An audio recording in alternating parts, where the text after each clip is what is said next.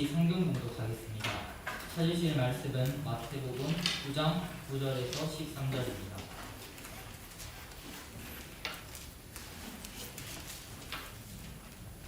다 찾으신 줄 알고 교독하겠습니다.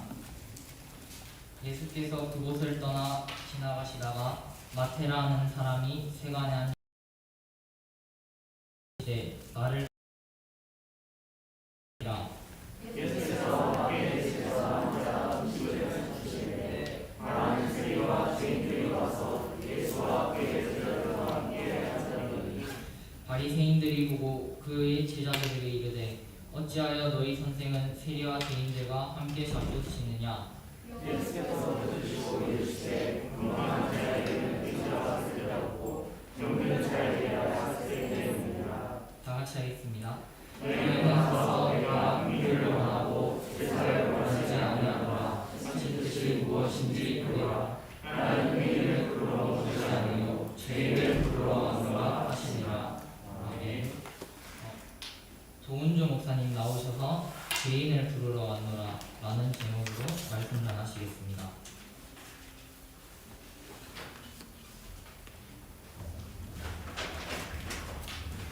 할렐루야. 한 주간 잘 보내셨어요, 여러분?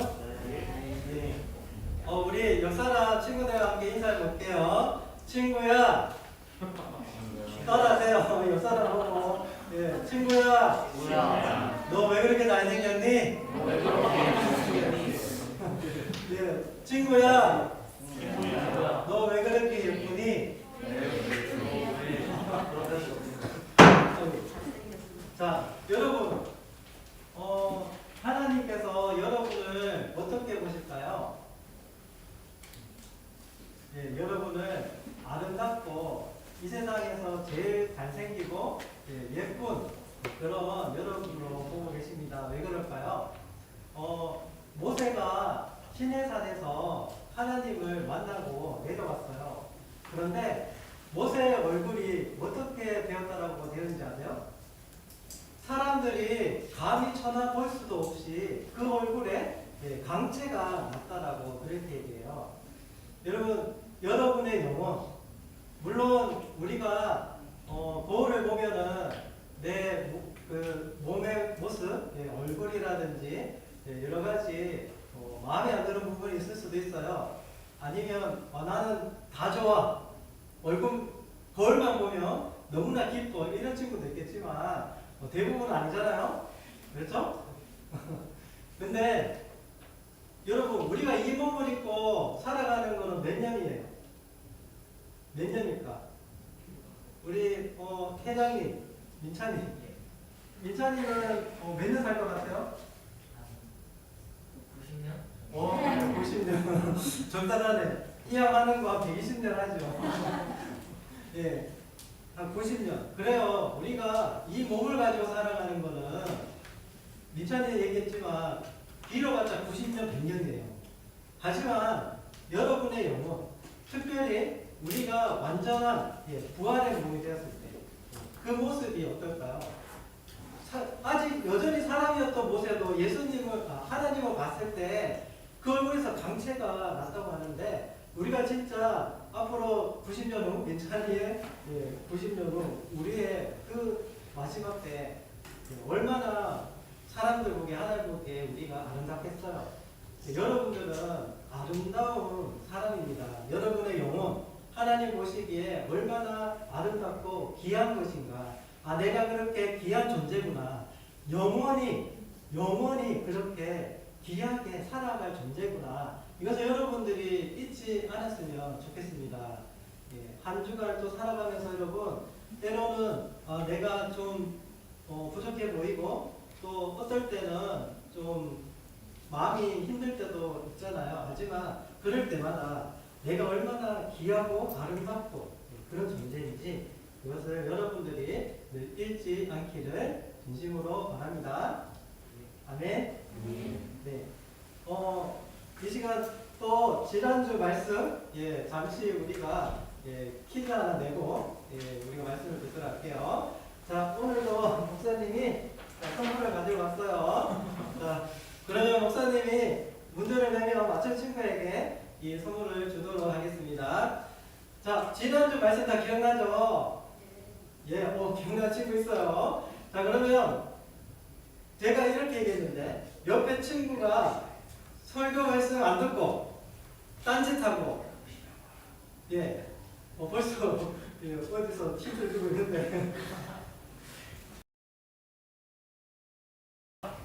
그럴 때 뭐라고 우리가 외쳐야 되죠? 자, 전화하는 친구 자, 손 드세요.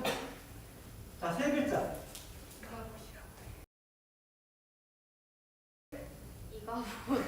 예, 맞아요. 정답이에요. 박수.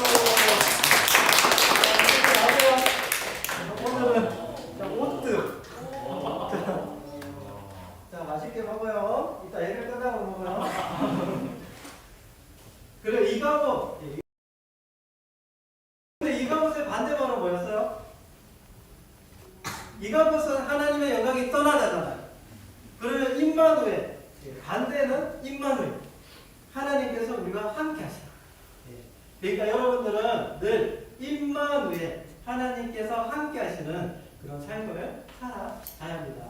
항상 나는 임마누엘인가 아니면 이가봇인가 그것을 늘 여러분들이 자신의 신앙을 점검해 나가기를 진심으로 바랍니다. 자, 오늘은 죄인을 부르러 왔노라 이 말씀 제목 가지고 우리가 오늘 주신 말씀과 함께 나눠보도록 할 텐데요. 자, 우리 회장님, 이제 회장님 바뀌어가지고 손으로 이제 안심하고 있죠. 예, 그래요. 자, 제가 쉬운 문제 하나 낼게요. 자, 오늘 우리가 보는 마태복음, 마태복음을 기록한 사람은 누구예요? 그렇죠. 마마마태. 좀 약간 당황했어요. 마마마태. 마태죠. 그래요. 좋아요. 이차리. 역시 회장이네요. 자, 마태복음을 기록한 게 마태잖아요. 그럼 마태는 어떤 사람이에요? 예수님의 12제자 중에 한 사람. 그리고 사도. 수식어가 되게 훌륭하죠. 12제자 중에 한 사람, 사도. 여러 가지 있는데, 자, 여러분, 그런데 마태는 어떻게 사도가 되었을까? 마태는 어떻게 예수님의 제자가 될 수 있었을까? 그리고 그는 어떻게 이 신약 성경에 가장 처음 나오는 마태복음을 기록할 수 있었을까? 어떻게 그가 그 자리에 올라갈 수 있었는지 우리가 한번 생각해 봤으면 좋겠어요. 요즘으로 말하면 마태가 예수님으로부터 오디션을 받았나요? 아니면 마태가 무슨 시험을 쳐서 그렇게 예수님의 제자가 된 걸까요? 아니잖아요. 어떻게 마태는 예수님의 제자가 될 수 있었어요?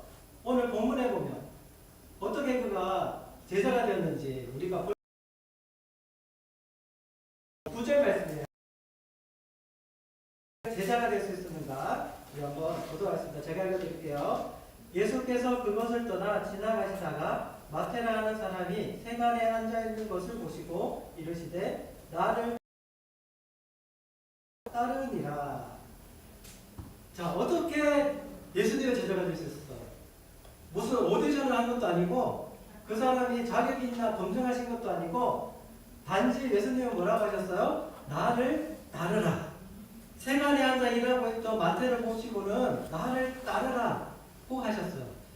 자, 이 본문을 우리가 보면서 생각해야 될 것은 예수님께서 부르시는, 우리를 부르시는 조건에 대해서 한번 생각해 봤으면 좋겠습니다. 여러분, 예수님은 우리를 부르실 때, 하나님은 우리를 부르실 때 어떤 조건을 두시는가? 조건을 두실까요? 얼마나 똑똑한지, 얼마나 잘 믿을 건지, 얼마나 착한지, 얼마나 예수님을 좋아할 건지, 우리의 그런 하나하나 조건을 따지시고 그 조건을 판단하셔서 우리를 부르시는가? 여러분은 어떤 생각이에요? 오늘 말씀을 보면 예수님은 아무런 그 앞에 아무런 마태를 바라보실 때 마태에 대한 어떤 부름의 근거, 조건 이것에 대해서 전혀 기록하고 있지 않습니다. 그저 예수님은 뭐라고 하신 거예요? 나를 따르라. 마태가 뭐 어떤 예수님을 따를 만한 조건이 있어서 그런 게 아니라 만약 있었다면 그게 중요했다면 말씀을 기록했겠죠. 마태가 예수님이 부를 만한 어떤 조건이 있었다. 그것을 기록했을 겁니다. 하지만 마태를 부르실 때는 그저 나를 따르라고 하셨어요. 이거는 마태를 부르실 때 예수님이 어떤 조건이라든지 이런 걸 아무것도 보지 않으셨다는 거예요. 그저 뭐래요? 예수님께서 부를 자격 권리가 있으시기 때문에 예수님, 우리가 알 수 없는 예수님만의 그 뜻이 있으셔서 그렇게 마태를 부르셨다는 거예요. 근데 우리가 마태를 부르셨다는 거, 마태가 어떤 조건에 의해서 뭐가 잘해서 부르신 게 아니구나. 자, 그렇게 생각한다면, 그러면 이걸 한번 생각해 봐도 좋겠어요. 그렇다면 왜 마태인가? 어떤 조건 때문에 부르신 게 아니잖아요? 근데 왜 수많은 사람 중에 왜 굳이 마태였을까? 그것에 대해서 그 예수님의 깊으신 뜻이 무엇인가? 그것에 대해서 우리가 한번 생각해 봤으면 좋겠습니다. 여러분,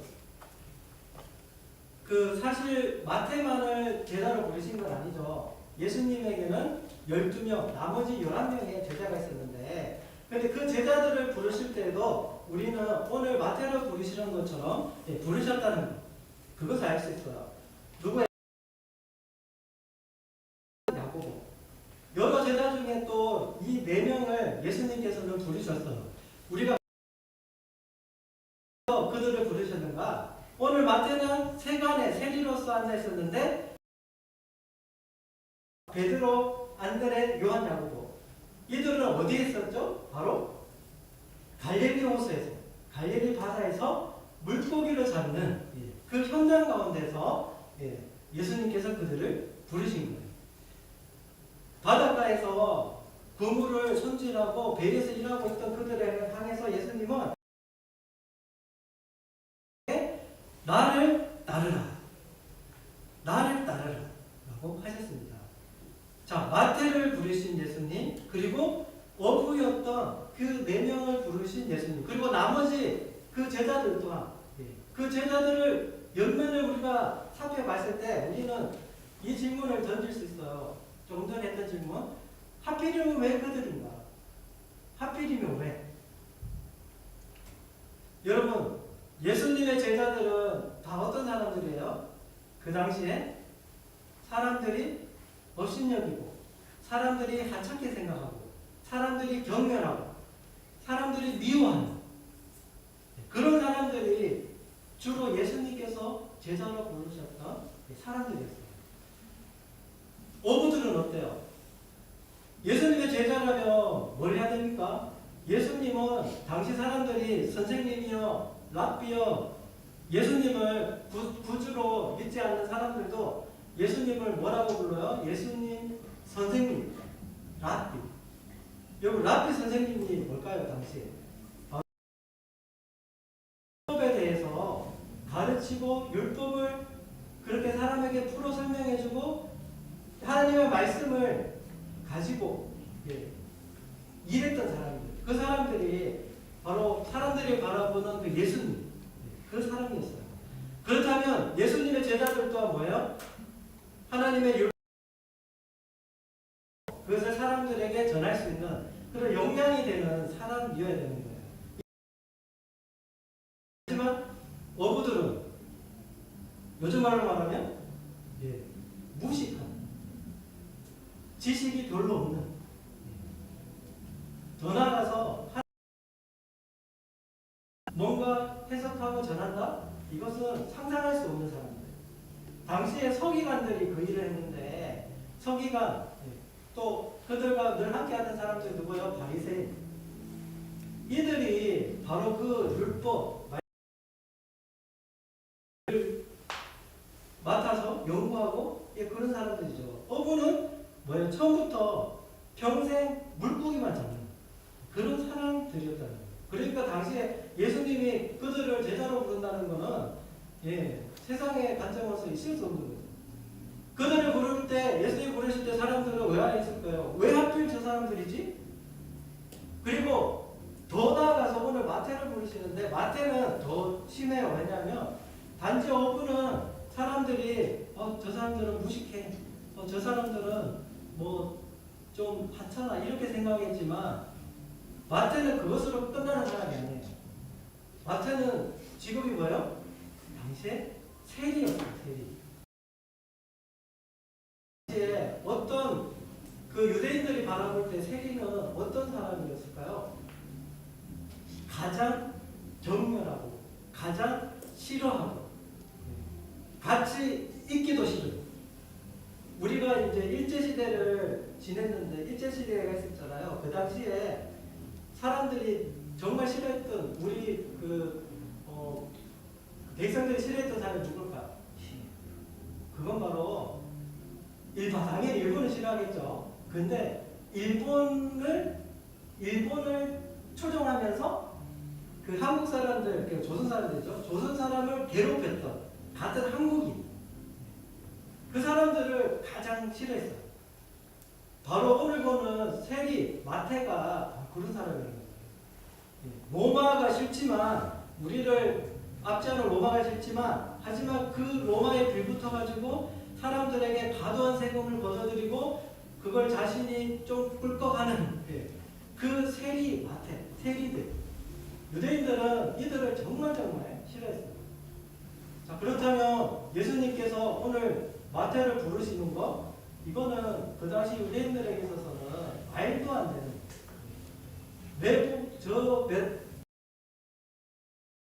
하는 그 정도가 아니라 전혀 납득할 수 없는 일이 오늘 마태를 부르시는 그 일이었다.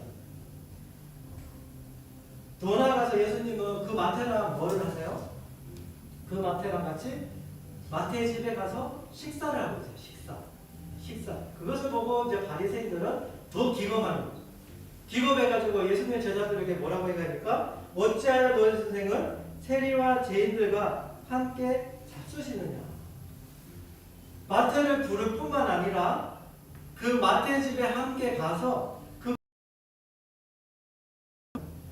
이거는 당시 바리새인들이 기절초풍할 일입니다. 그리고 예수님의 제자들도 예수님 이렇게까지 하셔야 되나? 그 정도의 상황이었다.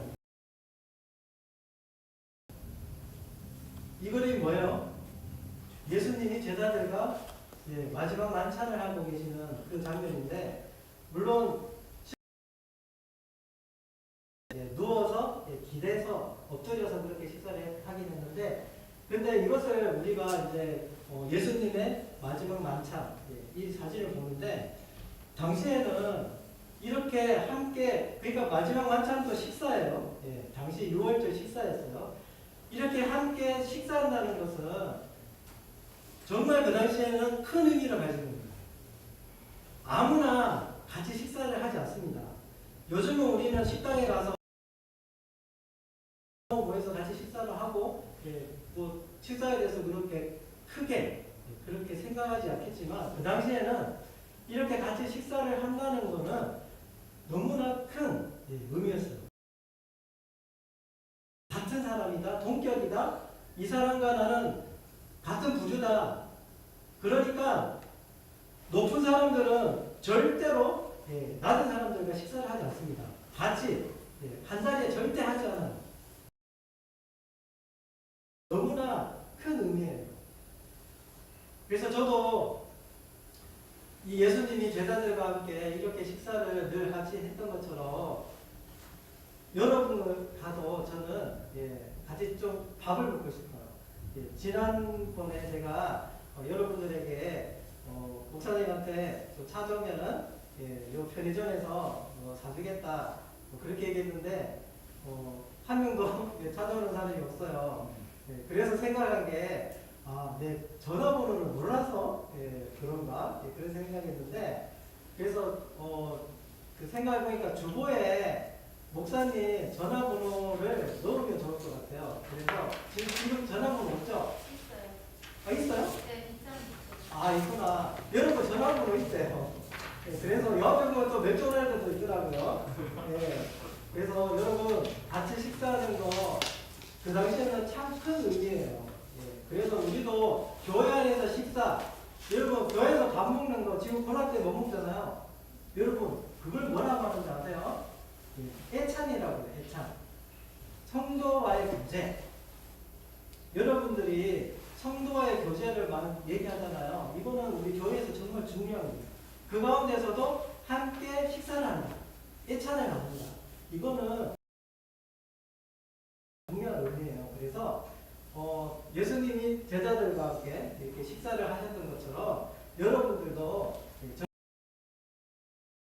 먹고, 물론 코로나 있잖아요. 그래서 여기 나와서 교회에서 먹어도 되고, 그래서 여러분들이 시간 날 때마다 배고프다? 그러면 목사님한테 전화하세요. 네, 남학생들 전화하세요. 예, 배고프다면 전화하세요. 그러면 목사님하고 같이 와서 뭐 맥도날드 햄버거도 먹고 같이 얘기도 하고, 예, 그랬으면 좋겠습니다.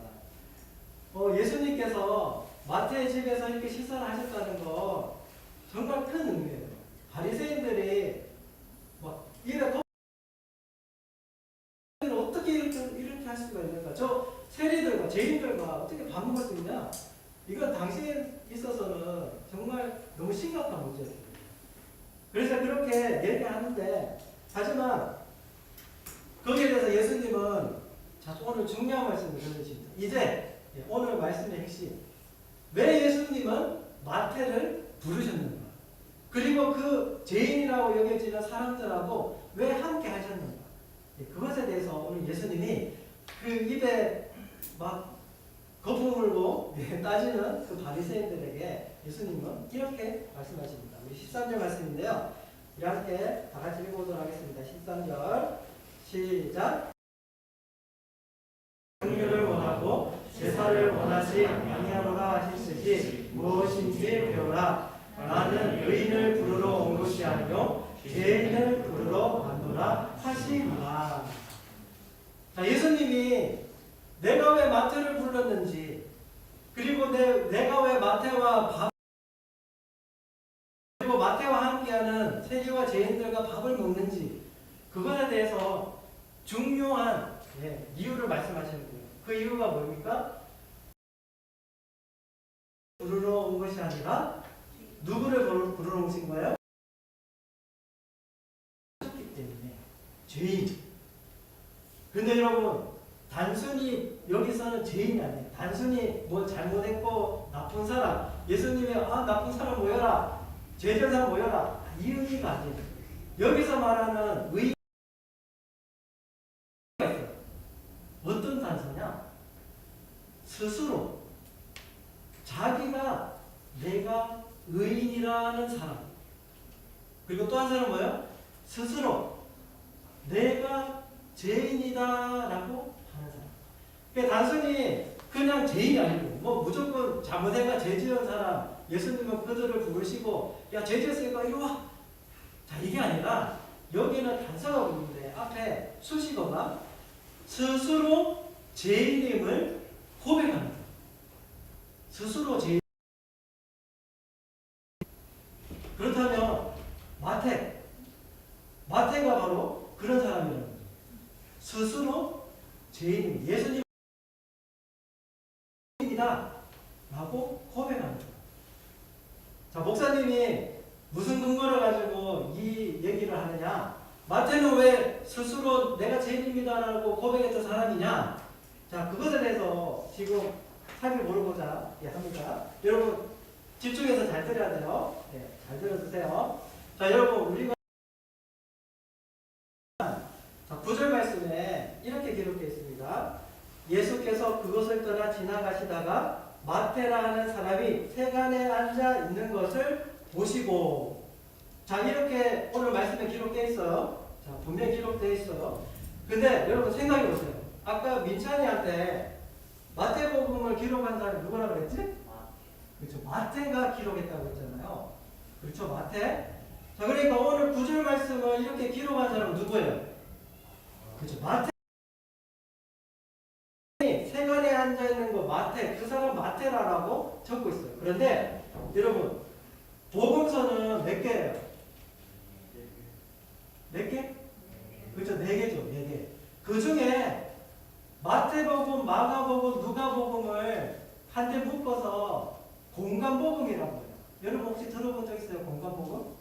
예, 공간복음이라고 하는데 마태, 마가, 누가는 그 기록된 내용이 그리고 기록된 순서나 이런 게 참 유사한 성경. 그래서 이걸 공간복음이라고 하는데 자 그렇다면 비슷한 성경이 거의 순서나 내용이 비슷하잖아요. 그러면 오늘 이 내용도 적혀 있으면은 거의 비슷할 거죠.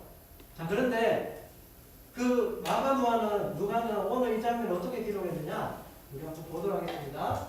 자 어떻게 기록했죠? 마가는 또 지나가시다가 알페오의 아들 레위가 세간에 앉아 있는 것을 보시고 자 그리고 똑같은 장면을 누가는 어떻게 기록했어요? 그 위에 예수께서 나가사 레위라 하는 세리가 세간에 앉아 있는 것을 보시고 자 여러분 똑같은 상황을 기록하고 있는데 마가 누가는 뭐라고 했어요? 알페오의 아들 레위 그리고 누가도 레위 자 당시에는 레위는 유대인이 가진 흔한 성 이름이에요. 그러니까 마태는 당시에 마테오 이런 그 히랍 이름 말고도 유대인들이 부르는 레이라는 이름을 가지고 있는 거예요. 이거 맞는 말이에요. 예, 맞는 건데 하지만 마가 누가는 왜 레이라고 읽었을까요? 이 당시 마가복음 누가복음을 기록할 당시에는 이미 마태는 어떤 사람이에요? 사도예요.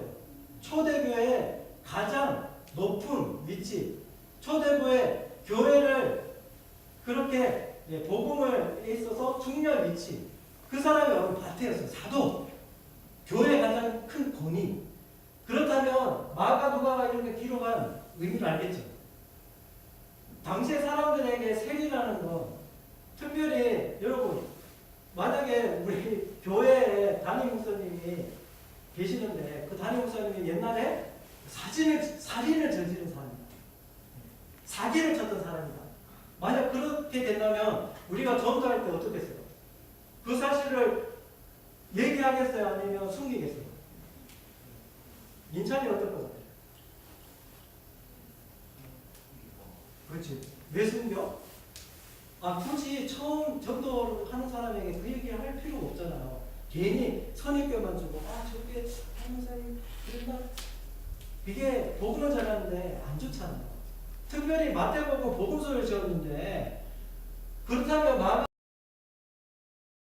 우리가 이해할 수 있을 거예요. 그런데 여러분 마태가 세리였다는 걸 우리가 어떻게 할 수 있어요?